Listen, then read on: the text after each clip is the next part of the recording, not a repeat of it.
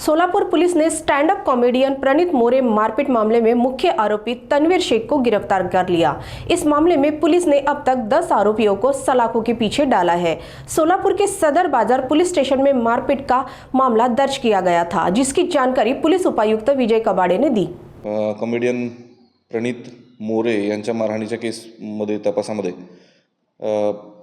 प्रमुख आरोपी तनवीर शेख आणि त्यासोबतच कौशल शिंदे यांच्यासह अजून 3 आरोपी म्हणजे एकूण आता टोटल या गुन्ह्यात अटक आरोपितांची संख्या झालेली आहे 10। या सर्वांना ताब्यात घेण्यात आलेलं आहे। आरोपी हे जे प्रमुख 2 आरोपी आहेत शिंदे आणि शेख हे गुन्हा घडल्यानंतर गोवा मुंबई अशा ठिकाणी फिरून आज परत सोलापूरला येणार अशी माहिती होती।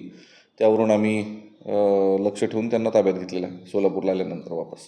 तपासांती आता यामध्ये प्रमुखपणे शेख आणि शिंदे या दोघांनीच सदरील प्रकारचा कट पूर्वनियोजित पद्धतीने केला होता।